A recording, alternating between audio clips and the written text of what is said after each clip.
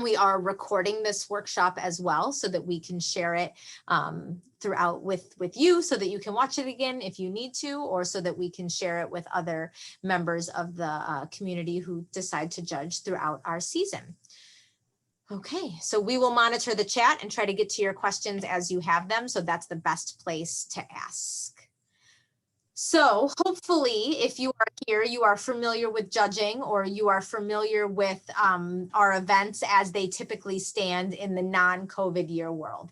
If you are a brand new judge, I will definitely show you some resources where you can get up to speed on some of our events. But the majority of what I'm going to talk about tonight has to do with the hope that you either have a base understanding of judging individual events, different categories, or that you are going to be able to learn that on your own or with a coach. So this is really to focus on this virtual year. So we have 3 different areas that we want to highlight that have different rules or changes based on the virtual year. And I have those outlined for you here on the slide. They're broadcasting, duo and multiple, and then multiple again. And we also have them courtesy of our IE chair, Danielle, in a very nice, concise video format that you can watch, which I will show you in a few moments here. But for broadcasting, if this is an event that you are familiar with, we are switching to a method of broadcasting that's similar to how middle level has been doing broadcasting for the past couple of years. Most of the stories that the students will be presenting are prepared in advance instead of on the day of the competition, okay? The only thing that they are preparing on the day of the competition is an editorial insertion into their already prepared broadcast. So they will be given a story which they are meant to cut down and insert into their already prepared broadcast with editorial commentary added to it. So that's a little bit different. Those students are used to preparing for 30 minutes and cutting down a packet of stories into a broadcast, and they're instead preparing their newscast in advance. In duo and multiple, we've had to change some of our guidelines for this based on the virtual format. We anticipate that this year, many of our students, it will depend on how things ebb and flow at schools, but will be competing from their homes individually on their computers in a way that they have also been doing school. While we're seeing some of our schools go back face to face, there's different cohorts, there's different rules, there are not necessarily access to schools on the weekends, but we anticipate the majority of our students will be joining from individual devices and competing in a Zoom-like platform. So with that in mind, there's 2 performance options for duo and multiple. Students who are in the same location are following guidelines that we've set out about remaining 6 feet apart, being masked, and are confined movement to a 36-inch diameter circle. And they're not singing, whistling, or beatboxing based on the evidence that shows that that is not safe in our current situation. If they're performing from different locations, you would be seeing them on 2 different Zoom-like windows. But again, they must confine their movement to a 36-inch circle of which to perform in. And that's to set consistency between the 2 different types of performances that helps with that social distancing we're trying to promote. And then also in multiple for this year, we've reduced the cast size, which is typically 3 to 8 to 3 to 5 performers, to minimize on the problems that are created by that. So again, this is something that you can watch in a video, which I will show you. But the other document, and this was one of the questions, and it looks like about 50% of you have read through this. So the 50% of you that haven't are going to want to save this document, and I'm going to ask Danielle to put the link to it in the chat if she hasn't already. But this is a document that our IE committee has been working on. And so you get to see the live up-to-date changes as they come in. About the different FAQs for online competition that we are sharing with our coaches and our students and our judges. So this document, which I'm not going to go over line by line right now, I'm going to come back and focus on a few different parts of it at different points throughout the next 45 minutes.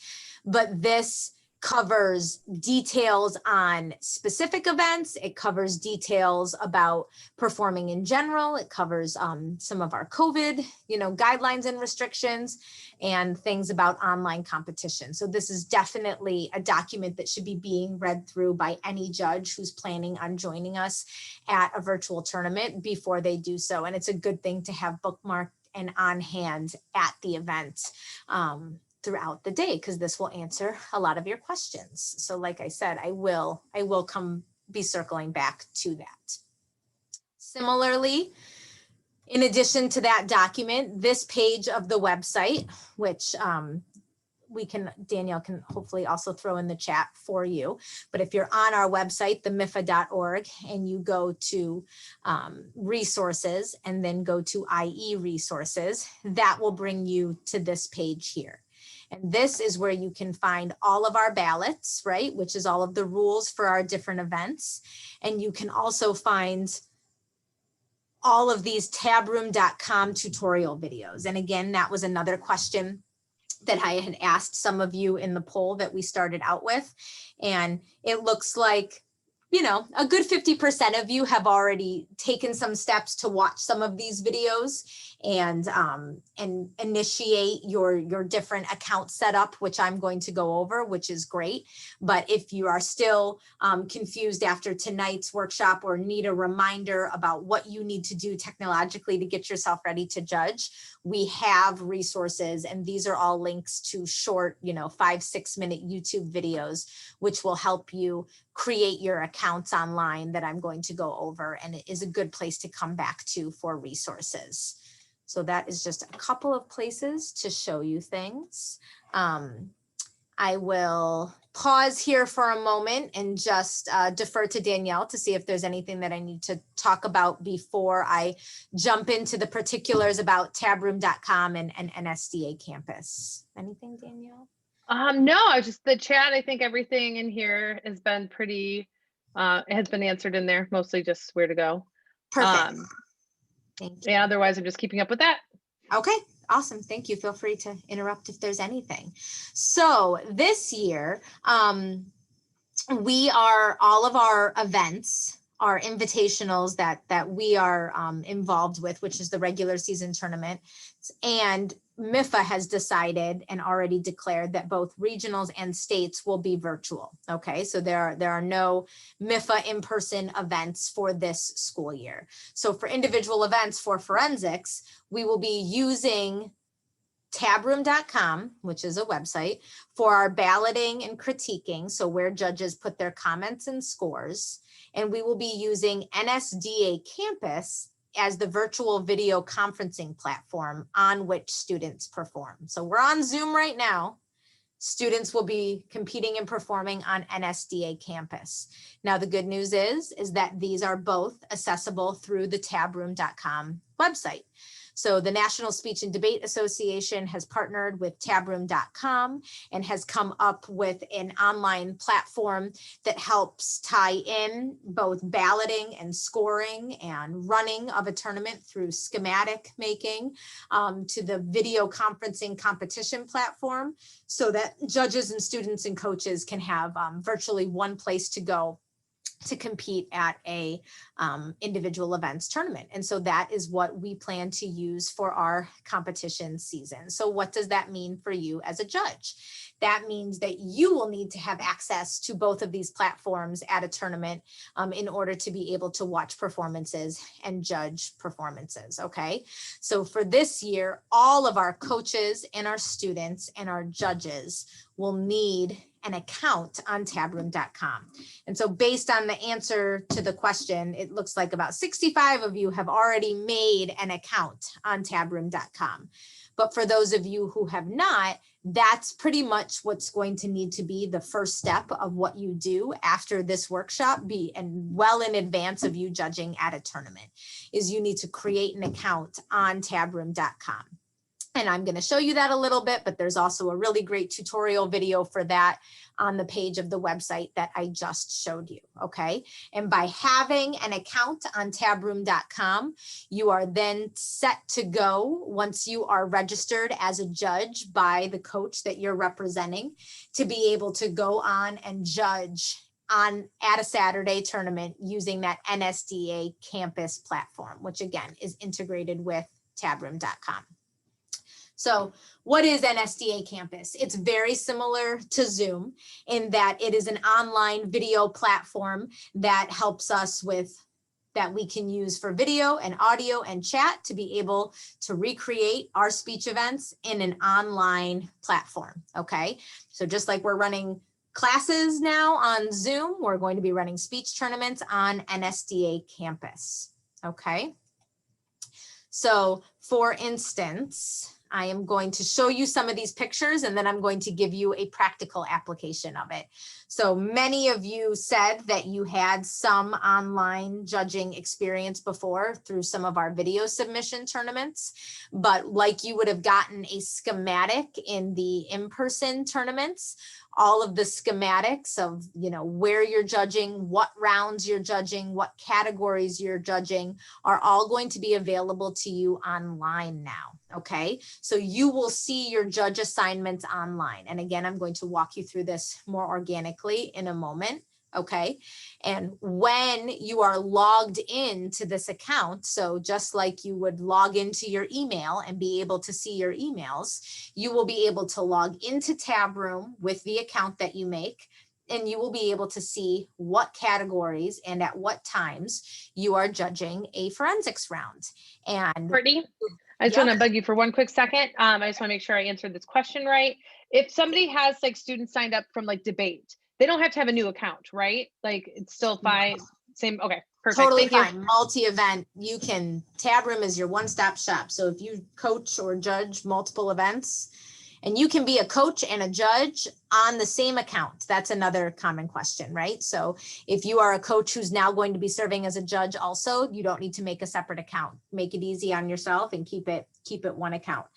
So this is what you would see when you log in if you were set to judge a round, and you've got two blue buttons here. The ballot indicates, where you're putting your points and scores, and that camera button is the same as pressing a Zoom link that you did to get into this meeting. By pressing that button, you are entering into the online video conferencing platform, their version of Zoom. It's actually a program called Jitsi Meet, but it's sort of irrelevant. Just start to think of it as NSDA Campus and Tabroom. By pressing that camera, you are being inserted into the round that you are judging. The really cool thing about this platform is that it's pushing that link, that video icon, just to you and to the competitors that are judging in that round. So the only people allowed in that room are the 6 competitors and the judge and tournament administrative personnel. Okay, so this is what it looks like, and I'll show you that. This is sort of what the inside of a competition room looks like. Okay, similar to all of us being on a Zoom right now and having our different camera windows. It looks very similar. So just like Zoom has asked you if they can use your cameras or your computer's camera and your computer's microphone, NSDA Campus will ask you the same thing, and you'll be pushed into a competition room that will have the number of squares based on how many students are in it, just like in Zoom. And there's some other features here, like if you look on the right-hand side, there's, an informational feature, and then you also have something cool like a timer, okay? Many of us are used to using our phones for timers, but, I'm already amping up on the number of devices that we have, which we'll cover as well. But this program has a timer built into it that once you start using, you'll get comfortable with, and you'll have the ability to use to time speeches. You still have to record those times, but you do have that timer automatically set in here. The really good thing about everything that I'm showing you is after I'm done showing this to you, I'm going to show you how you can practice this all on your own without me, and even go into this video platform and try it out on your computer after this webinar. Okay.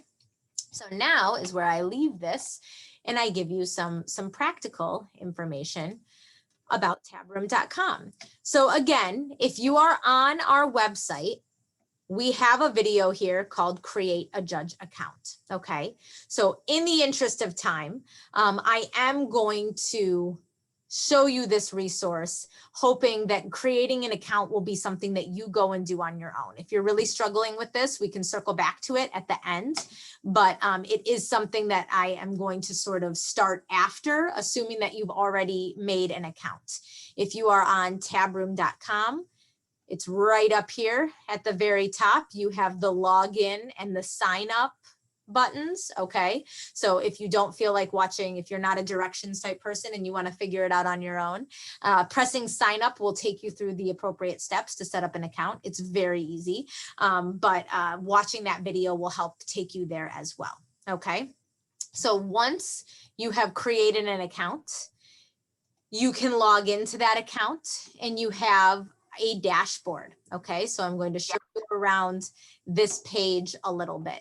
Now, this is my account as a tournament administrator, a coach, and also a judge. So over here on the right-hand side, I have institutions because these are both fake, but in theory, I coach at both of these schools. I have a list of all the tournaments that I'm overseeing as a tournament administrator. And then I also have my little platform here on the right-hand side of my judging part of my personality, all the different hats that I wear. I happen to have 2 Tabroom accounts. So just to show you, if I were to log into another one, again, here are the schools that I am associated with that I coach. Here are the tournaments that I oversee, and here is my judging platform. For purposes of tonight, we're really focusing on the judging aspect of Tabroom. Okay. So once now that you said that, I want to ask a question about the kids. Do they get the same kind of email or text that judges get about their schedule or not? They do. Okay. Yep, they do. Right, thanks. Yep. So once you are logged in, okay, once you've created your judge account, you should all have this on your right-hand side, your judging, okay? And this is going to stick with you throughout your judging career here on Tabroom, okay? So if I click on current ballots and panels, I am not currently judging at any tournaments, so they are not listed here.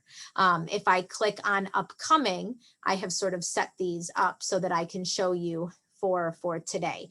If you are already registered to judge at this weekend's Punxsutawney tournament and the coach that you represent, or if you're the coach, you've already submitted your registration, you probably have Punxsutawney listed as an upcoming tournament.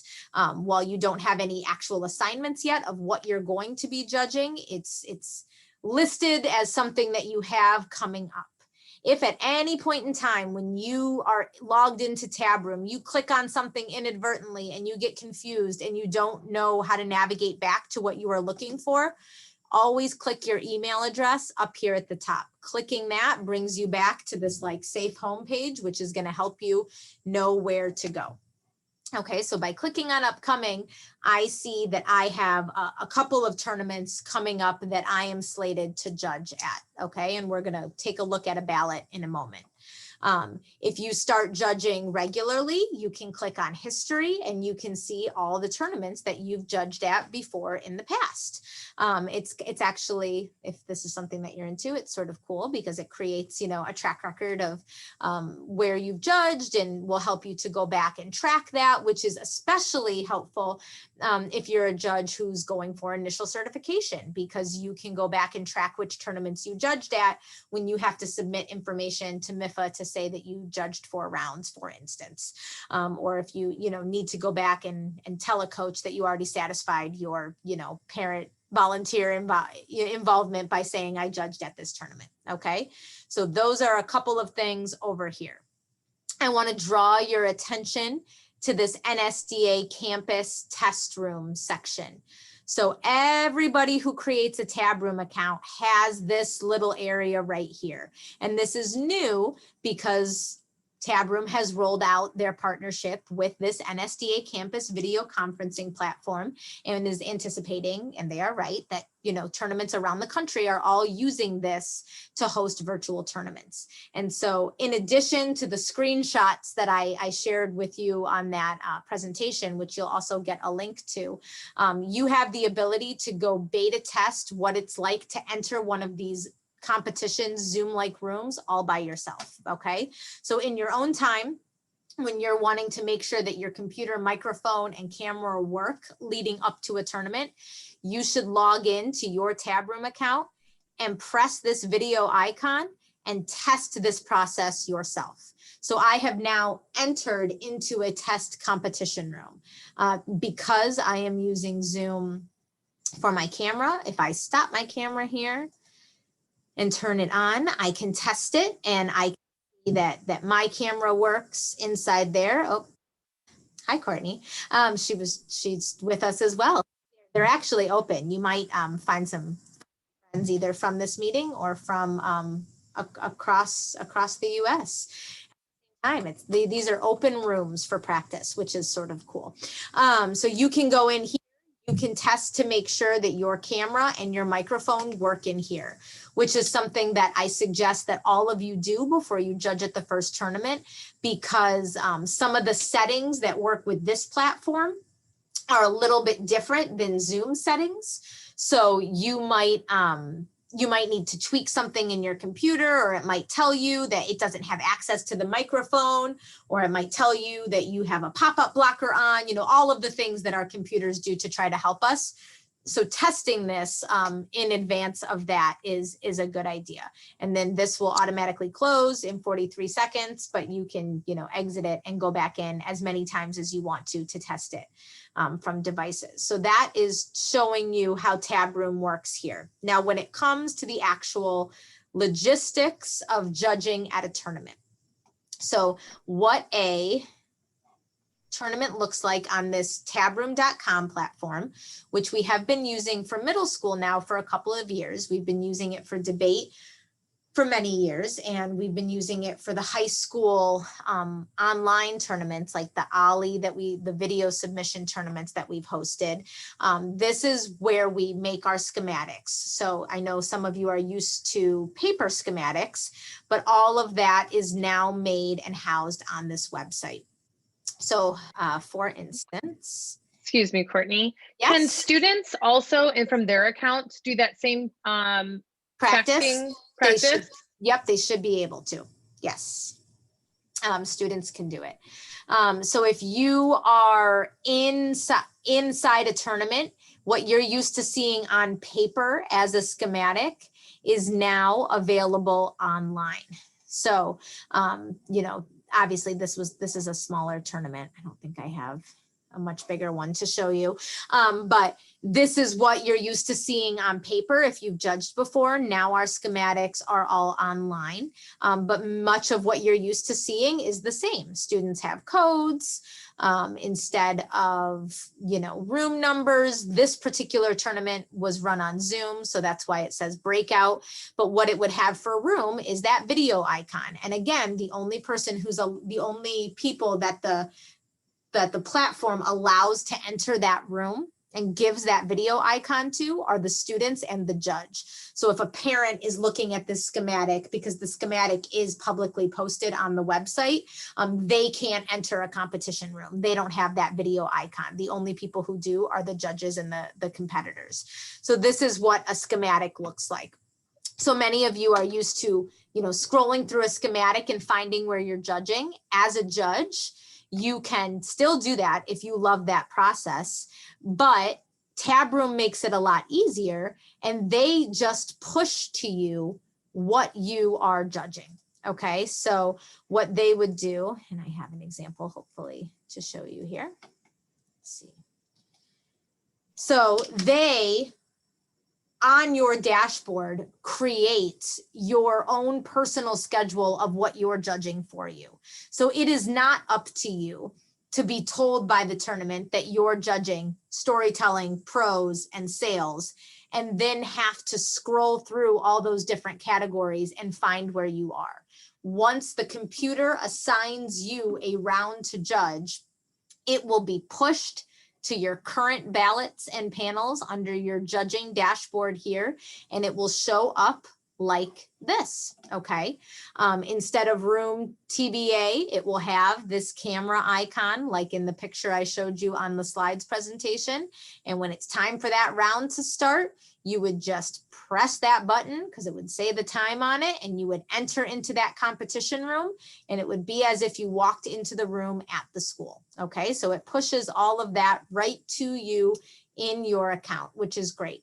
Gone are the days of us having to, chase you down to have you, switch to a different room. All changes are automatically pushed to you. Now, when you create your judge account, it also asks you to put in an email and a phone number. And when it asks you to put in an email and a phone number, it's because it is also going to send you emails and text messages about your upcoming rounds. So this is a really ineffective way to show you a text message, but I got a text message to tell me that I needed to log into my Tab Room account and check that I had an assigned round. So you have potentially 3 different ways that you are being notified what you are going to judge. You're going to get an email telling you, and you're going to get a text message, but your safest bet is to always log on to Tab Room, click your current ballots once the tournament has begun, and anything that you've been assigned on the computer to judge is going to show up right here. So you enter that room, and then like I told you before, the ballot, which many of us are used to, having a critique sheet piece of paper and a ballot piece of paper, right, that we were filling out at tournaments. Now that is all here on tabroom.com, okay? So once you are in the round, you hit start, and then it takes you to your ballot, okay? This is a sample ballot that I'm showing you, okay? Realize that it would actually have codes on it. It may or may not, it will have names on it as well, but it does not have the student's school listed on it, okay? But it's going to have their codes and their names, and they're going to be listed in speaker order for you, okay? So all of this can be done from one device. This is a big question that I get asked, okay? All of this can be done from one device, and you can have your screens side by side as if you're used to doing on Zoom, where you have, one tab open to fill out your comments, and a tab open to fill out, to be on the video conferencing platform. Depending on what type of browser you use, everyone should be using Chrome, but depending on your update for Chrome, it might allow that to be on one screen. It's something that it's hard for me to tell you exactly what it's going to be like on your specific device, but know that you're going to be having to type comments while you're watching. So whether you would prefer to do that from 2 different devices, or whether you are okay with manipulating your screen so that you can do that on one device, is up to you. But once you're in your ballot, all of the information that you are used to filling out on paper, you can now see on here, okay? There's a place for you to write your rank and points, just like you would at an in-person tournament, okay? And there's also a place for you to type feedback. Now, right here where it says comments go to, this is everybody's individual critique sheet. Okay, so the first speaker is speaking. I want to make sure that I've selected entry number 1. It tells me again, these comments go only to entry number 1 and coaches, just like a regular critique sheet would. Again, they're not getting them until after the end of the tournament. And while they are performing, I am going to type in my stream of consciousness comments just like I would if I was writing a critique sheet, okay? One question that we continuously get asked is can I be writing my comments and then plan to put them in later? The days are not longer than they were at an in-person tournament. If anything, it feels a little bit more rushed. So I don't want to advise that you would have time to do that. I think that everybody should be shooting for typing and not having to transcribe from written notes later. It's really not something that is ideal. 100%, you have to be ready to submit your scores at the end of the round, just like you would at a regular season tournament. You have a little bit more wiggle room in the comments in that you can actually go back and add more comments if you wanted to throughout the day. So you could submit your scores and then go back and add additional comments in at lunchtime. That's not exactly our norm and convention that we're used to promoting at the tournaments. You know, for all of your mental health and well-being, I encourage you to try to finish the round and move on to the next round. But I do know that you know, we have different limitations, and if you do need to go back and add comments in later throughout the day because you did take notes, Tab Room actually does give you the ability to go back into your previous ballots. However, you can't change anything score-wise after that. So scores, just like always, have to be submitted right at the end of the round before going to the next round. So you will type comments and you will save comments periodically as you're typing. You know, and it's going to tell you, it's going to give you lots of different notifications. Oh, I think I just lost it there. Hold on, let's see. Oh, yep, I can come back to it though. It's going to give you notifications. The one thing that's different, which I want to show you, is many of us are used to this area on our critique sheet, our reason for rank score. If you know, were trained by another coach or by MIFA personnel, chances are we told you, you know, you fill out the entire critique sheet and then you wait until the very end to fill out all of your reasons for rank / score. Now, that is the same at this tournament, except instead of writing 6 unique reasons for rank and score, you write one statement that goes to everybody in the round.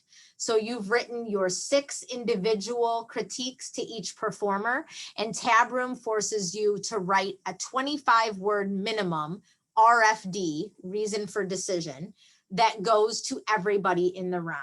And so this is a very cool feature. This is a very important feature, but it's where you try to concisely, you know, explain to everyone in the round where you finished with your scoring and your decision making in order to give it context. So it's very similar to what you were used to writing on the bottoms of these critiques, except for that you're universalizing it for everybody in the round to see. You can still be specific. You can still, you know, include a lot of feedback in there, but understand that that section is a required part of the ballot and also something that is going to be seen by all of the competitors that competed there. So then you'll hit submit on your ballot after you've entered in your scores and comments. It's going to tell you if you entered anything incorrectly, like if you gave a rank that we don't allow, or if you had tie points, or, you know, just the same sorts of things that we check when you come to the ballot table. It checks those automatically. And then you get to carry on to your next round if you have one.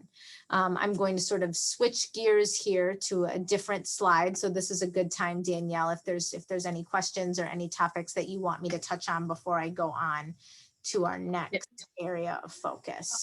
One question that I don't know what it looks like is when performing, like when you're in the performance room, can you, like how you can go between gallery view and speaker view here in Zoom? I've heard that you can do that in Campus as well.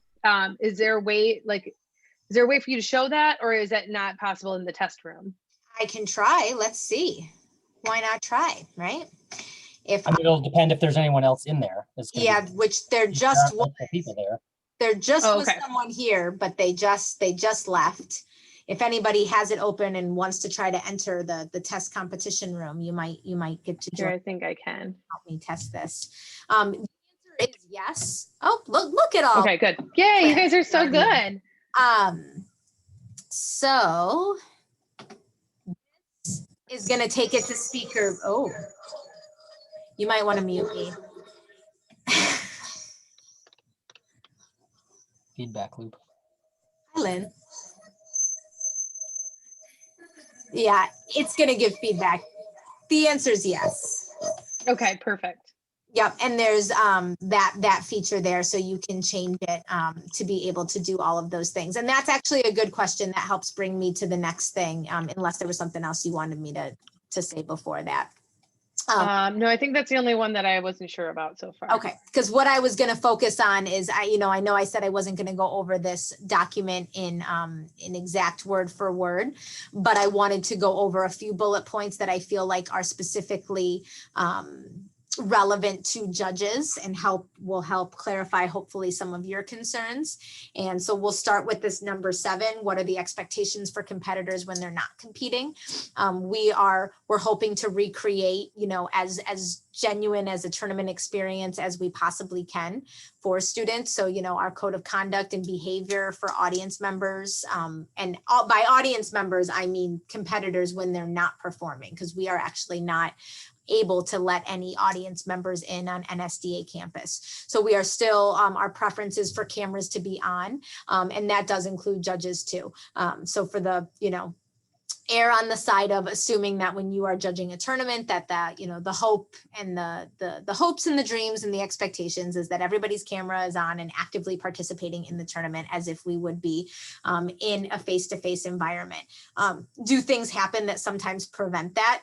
Absolutely. Sometimes, we need to turn our camera off quickly because of real world distractions. If we're having internet bandwidth issues, first and foremost, we want the tournament to happen. So if we have some technological roadblocks that are going to get in the way, this is a learning experience for all of us, but to the extent that we can, our preference is for cameras to be on. Okay.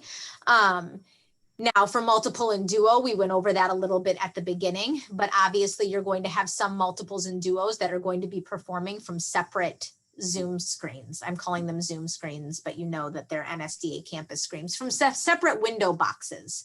So in that instance, it may be helpful for the other competitors to turn off their cameras so that you, the judge, have a smaller field of cameras that are on for which who is performing. So for multiple and duo, that may be something that you want to default to as the judge, to ask the competitors to turn it off so that who you're supposed to be looking at. Okay. Obviously it'll be, if you are judging a multiple or duo that's in the same physical space, that won't be as much of a problem, because we cannot move windows around like you are able to on Zoom. And like many of us have gotten used to who use Zoom on a regular basis. Okay. And then we are asking that all competitors turn on their cameras at the end to, even if it's while they're muted, clap and show appreciation for each performance.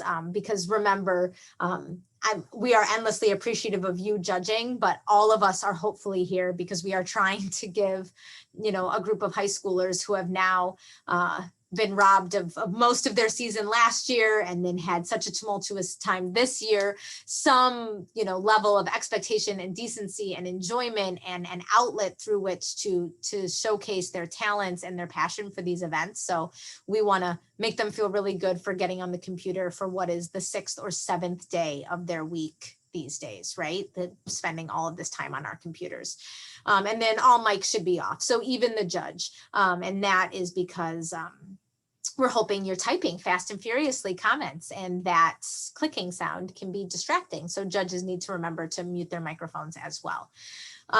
Courtney, I'm sorry, I have a Yes. quick question. I've got it twice now. Yep. How far in advance do you know your what events you're judging? Yep. So I guess there's a 2-part question. So one was when you go in, you can only get into the round that's happening at that moment, right? To the room. So if you have to wait until round 2. Okay. Yep. And then the other one is will this give you more advanced knowledge the day before of what events you're judging, or will it still be the morning of? And so the answer to that question is we will wait and see, but no. We are creating the same sort of environment as what happens at a tournament. So you're never going to know I mean, we had gotten into the habit at some of our MIFA events, right? Especially regionals and states, of sometimes that schematic and judge board is published, you know, a day earlier or so for scheduling purposes. But at your average invitational, which I can't necessarily speak for, you're probably not going to know until the morning of. And then the difference between tab room and you know, those paper schematics are, so tab room gives the tournament directors the ability to just release one round at a time. So you may find that this is a bit of a different experience, to where you don't know what you're judging all day for those first 3 preliminary rounds, like you're used to knowing in person. And I, you know, John, Mr. Becker, who has joined us here, who is our executive director, can chime in if he has anything else to say. I think that, you know, as we troubleshoot this process and as we learn and as we become all more competent at it, you may see it done differently at a few different tournaments that you go to. But I want to mentally prepare you to arrive in the morning and be finding out one round at a time what you're judging. And a lot of that is because, you know, we're going to be dealing with students who have tech issues, and we're going to be wanting to minimize the number of changes that we have to make due to, you know, student difficulties and things as we go. And the best way to do that is to not release all the rounds at once. And it causes confusion, because if you do get, like, and I think this is what Danielle was referring to, if you do get 3 different text messages, you might get confused. But tabroom.com is only going to allow you into the round that's relevant for you to be judging at that time. They all have start times and they won't start. So be mentally prepared to find out one round at a time. Be pleasantly surprised if we're able to release all the rounds, all the preliminary rounds in the morning, like you might have been used to at a regular tournament. All right. Do you mind if I just take over for a second? I've gotten a question a couple of times in here about the movement stuff, and I've answered a couple times, but maybe I should answer it out loud because I'm kind of want to type it again. Is there somewhere here you would like me? Shall I scroll? How about right here? All right, guys. So for the people that were asking about duo and multiple who are performing in the same location, the idea is that we're keeping the students away from each other and safe. So they have to stay within a, like, think of a large hula hoop on the ground, 36 inches diameter, and they have to stay within that. Then, so each person to person, though, at all times has to be 6 feet apart. They don't have to be necessarily lined up by 6. They could be staggered, you know, but they still have to be no closer than 6 feet apart from anyone in any direction. But they can only move around in that little circle. So if they had that hula hoop on the ground, that is it. So they cannot move outside of it. They must stay within that. That way, you as the judge don't have to sit there and be like, well, they look like they're 4 feet apart. That's against the rule. Like, you shouldn't have to do that. They should be stuck where they started. And that helps us. Like, they can move up and down, right? Like if they wanted to, but they cannot get closer to each other or even move around. So that is against the rules now for this year, the way it is. That is true for duo and that is true for multiple. Can I clarify that any further at this time? And I think the caveat to that also, Danielle, if you'll agree with me, is that we don't exactly know what that looks like visually on camera yet until it starts happening. We've all started practicing with our students, right, at it, but I think it'll be a lot more clear once you get to a tournament if you're having trouble visualizing it, right? I would hope. Right. And then to answer your other questions here about releasing the schedule, you'll still have the schematic available for all rounds, right, at the beginning of the day. It's just you won't have it necessarily showing up in like where you can click on your ballot. Is that correct or incorrect? You know, in theory, it's correct. The schematic, the pairings, like the breakdown of the students, I guess we don't 100% know if that'll include the publication of what rounds you are judging at yet. We hope to create that experience, yes, but we also want to ease into these first online tournaments knowing, and John, I don't know if you are, but the goal is to, yes, create that experience. However, know that again, I can't speak for all invitationals, Know that invitationals might have to be managing some of that as they go, and may not be able to publish the first 3 rounds that you are judging. They'll have the schematic posted with what the breakdown of the kids are, but they may not have Danielle Tier listed in all 3 of the events that she's going to judge. Coaches should be, communicating with their judges. I mean, when you're signed up to judge at a tournament, you should know that you are most likely going to be judging all, 3 preliminary rounds, just like you would at a regular tournament, right? Occasionally there's a standby round. And I think it's our goal to create that experience for you, but I just want to be realistic and tell you that at these first few invitationals, you might be finding out what categories you have 1 round at a time, with ample time to make it to the round. And, click on that button to get into it. It just might, what you're used to sitting in the judge lounge in the morning and being able to organize all of your ballots and fill out the bottom for the 3 categories you're judging, that experience may not be recreated online. I think the concern is that, especially newer judges, they like to be able to have time to read over the ballots again, to refresh themselves. Absolutely. And so I see that. And I mean, to be honest, I see, Martin, your comment here, but we've spent hundreds and hundreds of hours planning this, and we've done our very best to make this a great experience for the kids and for the adults as best as we can. And even with the people that have been involved, our coaches and judges. So they are like, we really have done a lot of work trying to make this be as smooth as possible. And so if that answer is troubling or seems confusing to you, just to give you an example of why it might be like that at the first couple of IE tournaments. So we just finished, I mean, we've been doing virtual debate for a long time, but we just finished an entire season of MIFA virtual debate. Tournament every single weekend operates very similarly to the way that individual events does. Okay. So luckily we got to do, debate for the whole first half of the school year. And the issue is that, we are here for the kids very first and foremost. I think everybody here can say that. And so if we're trying to maintain an environment that's going to be best for the kids, we found that like any event, there's roadblocks and difficulties. Kids are going to show up this weekend and they're going to have tech issues. This is our first invitational tournament this upcoming weekend. They're going to have tech issues they didn't anticipate. They're going to not have tested the online platform. They're going to not be used to things. And so if we can create an environment that is padded with time and safety to maintain an environment that gives them the opportunity to perform, if one of those things is holding back the judge assignments so that we can at least guarantee that we have a number of bodies that are going to show up to find out if they're going to judge that 10:30 round, then that's going to create the best experience for the kids in that second round. Because we're very hopeful that no students will have to drop from round 1 to round 2 because they have tech difficulties.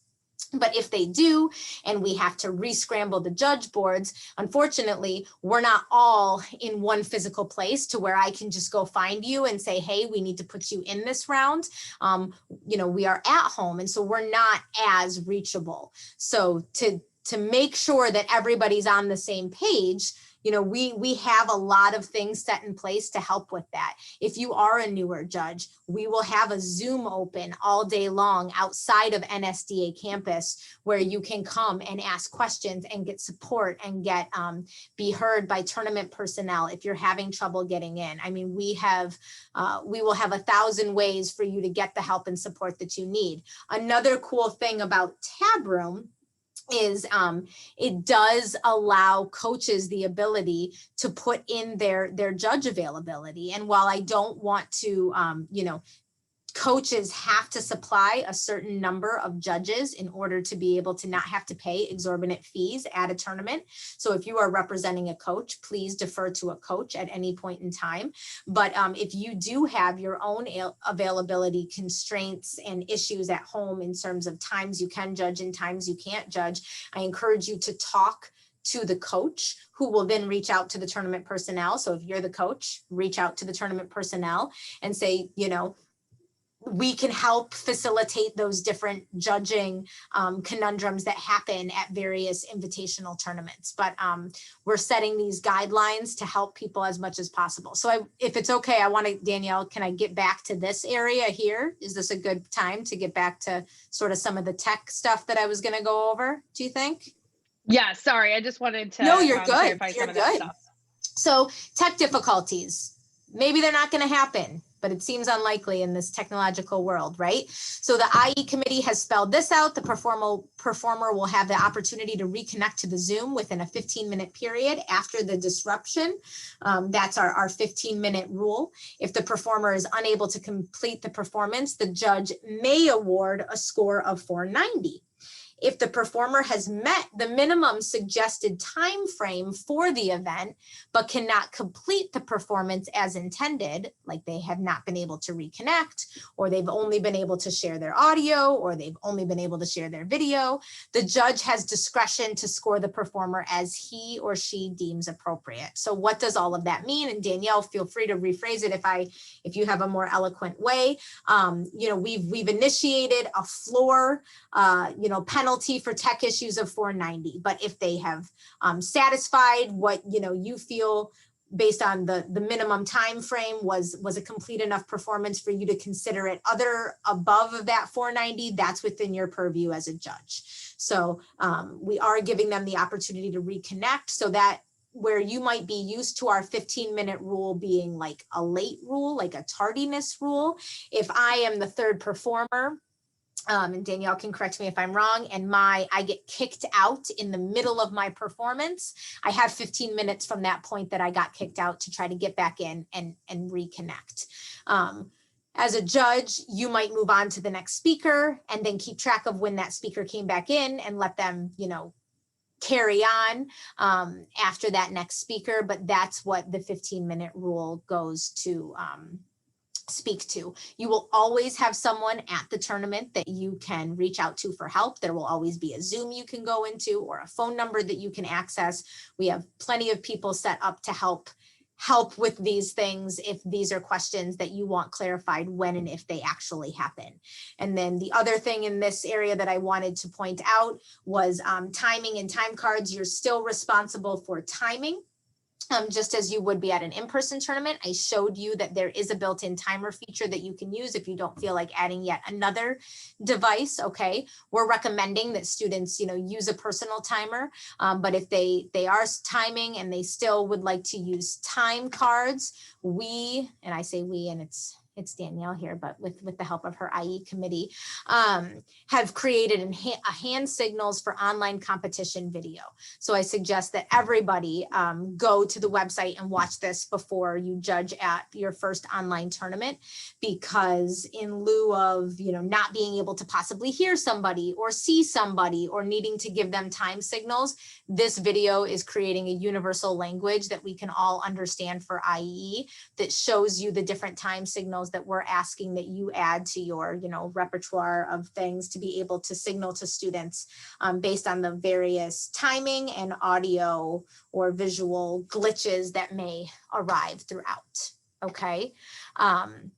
We're at 9 o'clock here, so I want to be cognizant of time. The only other thing that I really wanted to touch on was that obviously limited prep is going to look a little different in an online platform than what we're used to. And this is going to be something that is going to be covered mostly at the judge meeting in the morning of the tournaments that you attend as we still, roll out this process. But what's going to happen is that judges who are judging an impromptu are going to be responsible for giving the prompt to the student through a chat feature, right? In the in-person world, you will have physically handed it to them. Instead, you will be chatting it to the impromptu speaker. Broadcasting and Extemp will be prepping away from you and will be showing up to you at their appointed speaking times, ready to speak. There will be a virtual prep room on Zoom that you can check in to get speaking times, just like you would be checking in, what is often the media center at a school to get speaking times. So it will actually feel very similar, just in an online world instead. And remember, for broadcasting, we went over those sort of rule changes there. At this point, I am ready to we can take some more questions. You can look around for some of the resources that we focused on, and we can see what else we can clear up for you. Again, this last thing is a list of people that you can always reach out to concerning IE. Not only are their emails linked in this this presentation, which we can share with you and which we will post on the website, but their email addresses are also on the website under the individual events page. These are the representatives for each of the committees, or each of the regions on the IE committee, and then the 3 members of staff who are always willing to answer any of your IE questions.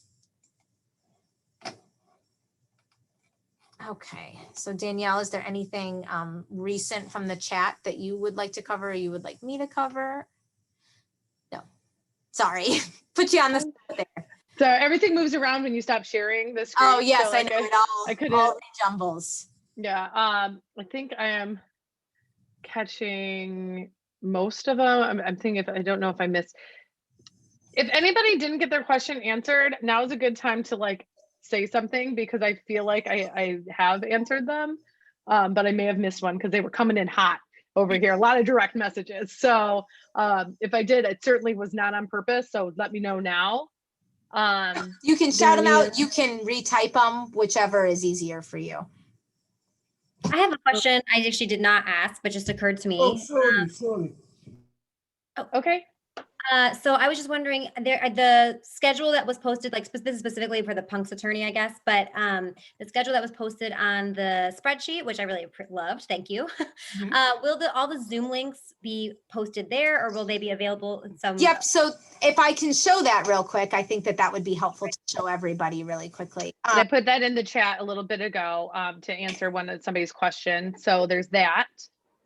So for every tournament that we will do online, we will be creating the schedule in a like a spreadsheet, a Google Live document spreadsheet view, which is going to be helpful. And any Zoom links that you would need for a judge meeting or anything like that will all be hyperlinked directly on this schedule. Okay. So the only times that we will be using Zoom are for our morning meetings, our prep room, and then we will have a Zoom open as sort of like a judge lounge and a place that you can come in and get, some questions or have some troubleshooting throughout the day. That will all be linked on here. This document is also updated live throughout the day to use for announcements changes. Where this box is right here, you will be able to see live updates of anything that might be happening at the tournament, like, postings for semis, will be released at this approximate time. Any announcements we feel like would be good for all. And while you can also check in to get speaking times, our plan is to also publish the speaking times by code onto this spreadsheet too, so that you can have a visual of what time you would be expecting your limited prep performers. For the schematic that is shown, the way that the students access it, does that show speaker order correctly as well? Yes. Okay, so there's that answer there. It's on the schematic, the way that anybody, adult or kid, can see it. Yep. And Varsha, I'm not sure what you're asking there. So if you can ask that again. How do you know if we are registered for the upcoming term? Okay, so Tim, this is great. I can show you. I don't mind showing you mine. I've got it up right now. If you don't, do I have the ability to screen share here? Let's see. I don't know if I'm allowed. There, Oh, I just gave it to you. Yep. Thank you. All right. So here is me logged into my account for my school. And so here I have, I've already registered. So it shows up here. Had I not already registered for this tournament, it would show up down here, open for registration. And if it doesn't show up there, like if you haven't selected a circuit yet, then you can go to the home page and then you can find it in this lovely list of tournaments. But I would definitely, use the circuit as a way to narrow down to the Michigan interscholastic, and then find what you're looking for, Punxsutawney. Now, if you're not sure if you remembered, if you actually put kids in it or put judges in it, then click on the tournament. And then when you're in the tournament, you can look up your competitors. And so like, here are all my competitors listed for this tournament, right? And then I can look up my judges and like, you know, there are my judges listed for this tournament. I don't know if it's just lagging for me, but I'm not seeing the click trail of what's happening. Oh, I'm so sorry. No, that's what maybe other people are. Okay. Same thing Yeah. here. But you can. It was brilliant, guys. I'm sorry that you Yeah, missed it. That's okay. It allows you to click and see who you have registered for your tournament. The confusing, I can try to show it, Danielle. The confusing part is often, like, let me show you.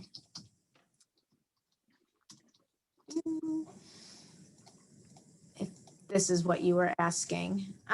When you are on for like your school, you can click on the tournament should, if you've already registered, should push right to your dashboard here. And then you should be able to click entries and see, I don't have any students competing at this tournament, but see, you know, the name of the tournament here and see a list of the competitors would show up right here where this is just white space for that tournament. Okay, so you would be able to see that if you had registered students for your tournament. If I go back to a past tournament, I probably,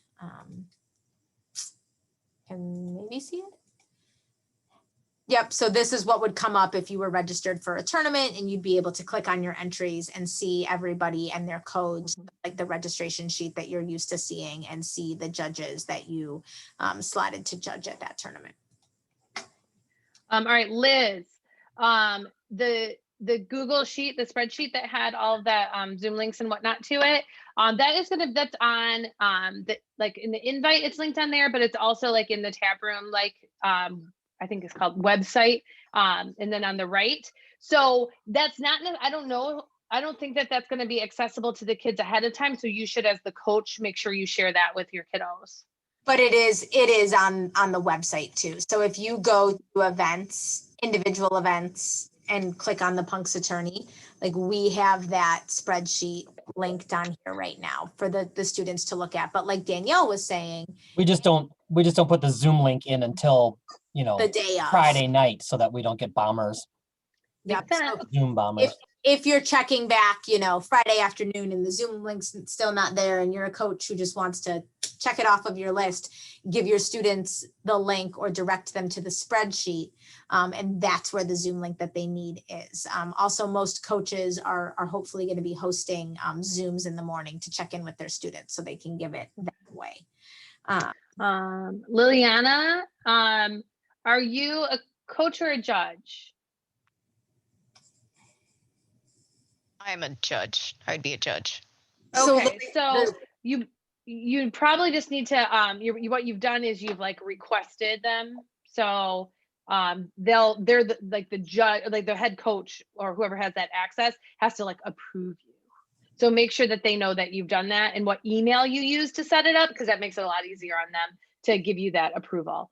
So that's probably what's holding that up. Judges, if you are here and you have made your tab room account, email the coach that you represent and say, I made my account. This is the email that I used to make it. And then they will link you to your entry on their roster as a judge, and they'll get it set up. You can't actually register yourself to judge at a tournament. The coach has to put you in. And then we've had a couple of requests when you were talking about it originally, and then a reminder here. Do you have access to any of old reason for decisions that are well written that we could share as an example? I do. I can post some of those to the website. I think we actually did post, so I can find them easily. We did post some examples for the Yeti in the spring, which I will definitely do. We will get those out there and we can include them. You know, if not immediately, we will definitely have them for the judge meeting Saturday morning for this upcoming tournament, and then they'll exist on the website forever. If you are feeling nervous about it, I promise it's something that if you've judged before, that you've done before, because you've written it on the bottom of those individual individual critiques. But yes, I will come up with a more we will come up with a more articulate, and maybe we'll dump it into the FAQ. Tim has a question here, John, that I think that you might need to answer. Can you change your registration after it's closed? Like, can you switch a judge name for a judge name? Like, does it let you do that? I think you'll have to email the tournament director Okay. too. Anything that happens after registration closes, you're gonna have to just communicate via email with the tournament director. Gotcha. It's still open, Tim, if you need to make that Yeah, till midnight. till midnight, 11:55. Okay, 11:55. It's an important 5-minute distinction. Other questions? Anyone? You can email them, and then as per usual, we will have a judge meeting in the morning at whatever tournament it is that you come to, where there will be more information, clarification. You know, again, we appreciate all of you being here. We know it's an unsettling, you know, new platform sometimes to learn and have to do new things, but the kids are ready, they're excited, they're just looking forward to an opportunity to compete. And so we are thankful for you and happy to try to give them that environment in the best that we can. But know that, you know, we're here to support you, and just like you're here to support us. So thank you for that. At this point, I would invite you all to go carry on with your evenings. Email us if you have any questions, and hopefully we're seeing a lot of you this weekend at the Punks Attorney. And if not, we'll be seeing you very soon on other weekends, I am sure. All right, thank you.